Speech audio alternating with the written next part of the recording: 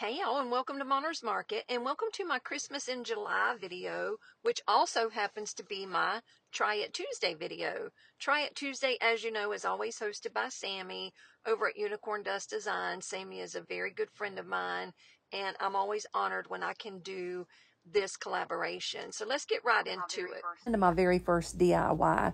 I am so stinking proud of this DIY. I am recreating something that Melissa over at All Things Crafty made. Look at hers. Can you, oh my God. I mean, really, how can you even compete with something that stinking beautiful? But I thought I'd give it a try. So I grabbed me a bunch of those little crates from the Dollar Tree. And when I say little, I do mean little. They have probably shrunk those down by a good 25%. I have one of the older crates, and they are big enough that you can take one of these crates and literally slide it down in it upside down and make like a little box. That's how much smaller they are.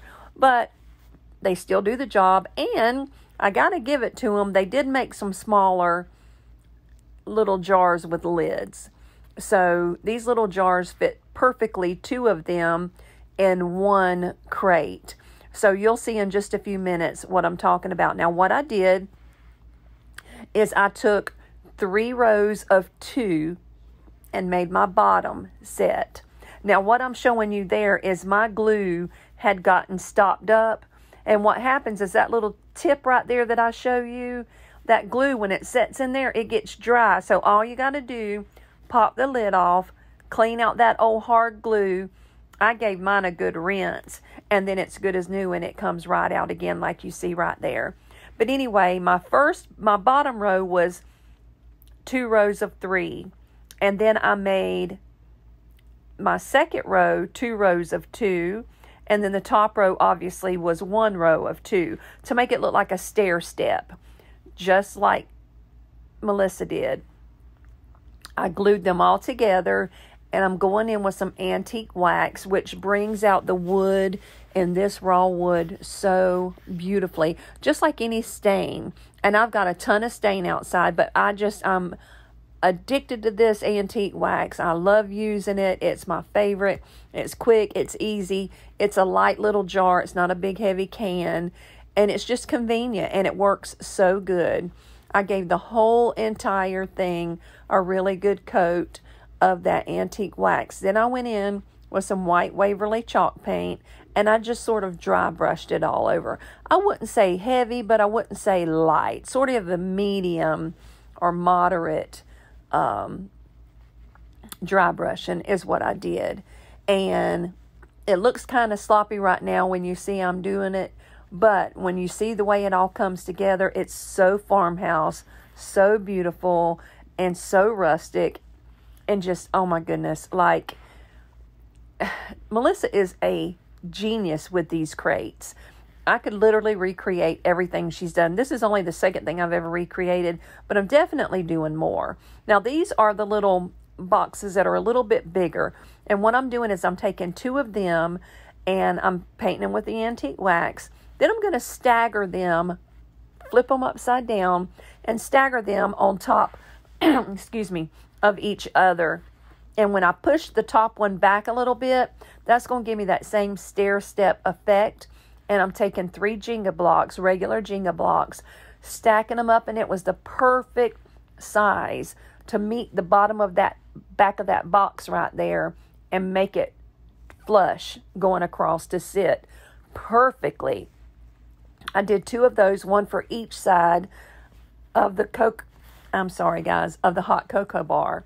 Once I finished them, I went in with these beautiful little labels. Now, I'm just showing you there. You can get that little set from the Dollar Tree, and it works perfect to put these little labels on. Now, I had this real ornamental one, and then I had the regular old file labels that all of this will be linked below. It's in my Amazon store. And I said, you know what? Those are just too pretty. I'm going with them.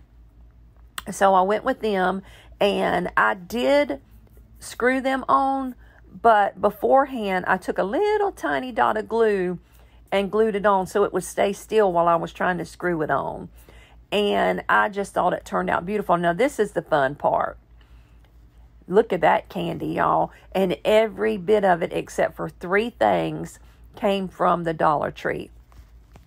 My Heath crumbles, my mint chocolate chip crumbles, and my, what was it? My chocolate chips came from Walmart. But that was because I happened to be in Walmart that night, and I grabbed them, and I thought, after I grabbed them 3, I thought, what am I doing? I can go to the Dollar Tree and buy this junk for $1.25.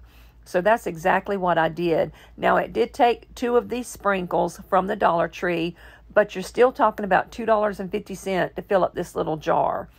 And I just went through, and I know it's going fast, but you don't need to see what kind of candy I put in there. Just random bits and pieces of candies. Filled those little jars up. There was 12 of them, plus a couple of the bigger jars that I'm going to set off to the side on those other little things that I made. Filled those jars up, popped them down in my little thing, and look yonder, y'all. You can't tell me that that ain't just the cutest thing ever. Isn't it beautiful? Look how pretty those labels holders are. My goodness. And look at that. The mint chips, the sprinkles, the cookies. Oh my goodness. Look at that. I'm getting hungry just looking at it. And that's supposed to be stuff to put down in your hot chocolate. Look at yonder. Yes, please. I just thought it was adorable. So there will be a link to this video, Melissa's video, down in the description box. Now, this is not necessarily a repeat of somebody, but I wanted to throw this in there because I did make it to go as part of my hot chocolate bar. Now, this big old transfer right here, it will also be linked below in my Chalk Couture store. It is absolutely beautiful, and it's got everything you need for a hot cocoa bar. It's actually got 2 different signs that you'll see me do that says hot chocolate and hot cocoa. This bigger one right here, I didn't want to do like all the scrolls and stuff, so I just did warm up with some hot chocolate, and I was going to stop there, and then I noticed that the bottom of my pitcher was still a little bit bare, so I did go back after I went in with my gold and did those little snowflakes and that little cup and stuff at the top. I've done those in that real pretty shimmer gold. And then I did go back in with that white and did the served here. And you'll see that in just a second here. But I want you to look how quick and easy this is. And when I peel this thing off, y'all, I love it. I know you probably get so sick of me hearing me say it, but I love peeling that thing back and seeing the most perfect design. And it literally takes 5 minutes to do it. Look how pretty that is. Then I went outside and I took me a little 1x1 that I got from the Home Depot for $2.12. And I have plenty left over. There was enough in that stick to do 2 pitchers. Now you see this big old chunky mess? Look, my little ladybug vacuum is the bomb. She will also be linked down in my Amazon store cart, because did you see what she just picked up? I mean, she crumbled that sawdust up like it wasn't nothing. Then I took that same antique wax and I did my frame and I hot glued it to my pitcher. But now what I'm using here is wood glue, hot glue sticks. So it's a lot more sturdy than just a regular old glue stick. And look how beautiful that is. Now that chalkboard piece right there, you get from Home Depot for $6 and some change. And it will make 8 of those signs, and that's a decent, good size sign. Now let's get into number 3, my DIY number 3. Look how cute these are. Is that not the cutest little reindeer you've ever seen? Sammy over at Unicorn Dust Designs did these, and that's hers, and I think they are just so stinking cute, and I wanted to do a set of them. So you just take a 2x4 that you get from Home Depot. It was $5, and it made 4 sets of 3, because what I did is I had them cut in 12, 10, and 8 inches, and I think it gave me 3 whole sets and then 2 random pieces. So the 2 random pieces that you're seeing are what was left over out of the other stuff that I had. Same antique wax that I'm putting on all over. I'm just painting it on there. And my paintbrush is really wet before I stick it down in that antique wax too. Now, hey, I got these from the Dollar Tree, y'all. I have a whole box that I bought from Arteza, but I got these and it came 3 to a pack at the Dollar Tree. I have never, ever, ever seen them at the Dollar Tree before, but right now, run, go get you some. They have them, and it's only $1.25 for 3 of them. Now I'm taking my little marker from the Dollar Tree, and I'm putting the little diddlies on there that Sammy did on hers. You're going to place that towards the bottom of your 2x4, and then take some white paint and just draw you some little eyes. So easy, so simple. Hey, I can't even draw a stick man. So if I can do this, you can do this, trust me. Just draw your little sort of ovaled out circle, and then once you get that done, take you some black paint and go in and make like an upside down U or whatever you want to call it with black, and give him some little pupils. And it's like he just opens his eyes and looks at you right here. Look yonder. Isn't that precious? Once you get their little eyes done, and you can get crazy with them eyes. You can give them eyelashes or, all kind of stuff. I was just going with the simple little look, very similar to what Sammy did, because I thought they were just adorable, and it was good enough for me. But once I got to doing it, I thought, you know what, that'd be cute. My little girl, the smaller one, you'll see how I'm calling her a girl. I thought I should give her some eyelashes, and I forgot to go back and do it. But now I went outside and picked these twigs up in my yard and broke them down until I made me some little antlers. And then I took me a couple of little tumbling tower blocks from the Dollar Tree, and I put them on the back of it so I could stand them straight up, and it worked perfect. Now I'm taking my other couple of little twigs, and I'm trying to find a couple that are fairly close in the design and put them on there. Now, I forgot to film what I did to my smaller one, but I have been to 5 different stores looking for raffia. Y'all, I can't find no raffia. If you know where some's at in the Jacksonville, Florida area, please let me know, because I can't find them nowhere. I bought this stuff here, and look at the mess. Just pulling it out of that bag, Lord have mercy, I was so frustrated, so aggravated, and you barely touch it and it crumbles apart. So it was really hard to get enough to do the little hair for my little guy here. But I finally did it, and I just took some twine, because if I tried to wrap that raffia around it, it was breaking and crumbling. So I just took me a little piece of twine, wrapped it around the middle, trimmed off the edges a little bit, and glued it to the top. And what I forgot to film was I made me 2 little bows, look yonder, for the girl, so that she could have some little bows, and then I tied them off in the middle with a little piece of twine. And that is it. It cannot be any easier. And these things are adorable. And I can promise you, if I walked into a little store and saw these for sale in a little craft store, I'd give a good $15, $20 for them. And I got not even $2 in it. So now let's get into my very last DIY. This is my hot cocoa sign. And this is, look at that. How can I compete with her, y'all? You just can't do it, so don't even try.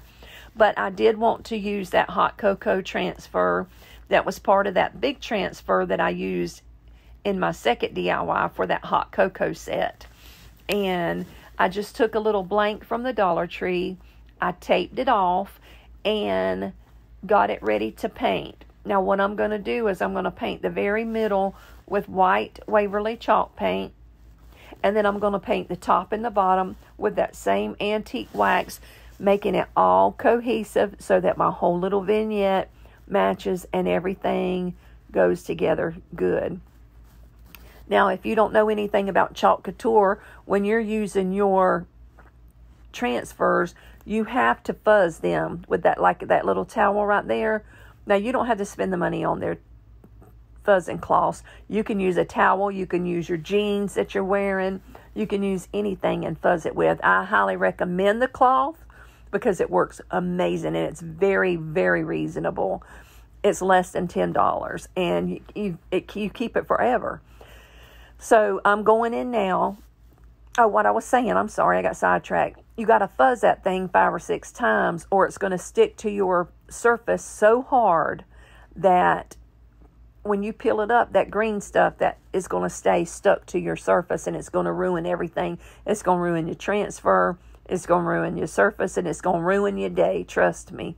So now I'm just taking that tape off and I'm moving it upward to where I can go in with the brown paint with the antique wax. I didn't need to go get a new thing of tape. I just used the same tape that I used when I painted the middle there and taped it off. Then I put, like I said, I put the antique wax on. Once you take that baby wipe and you wipe it down and it brings out that wood so beautifully.